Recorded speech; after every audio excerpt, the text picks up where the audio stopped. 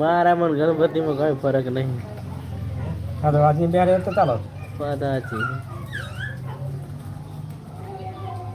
હું એ જાડો ભૂ છું ને ગણપતિ એવા બચારા.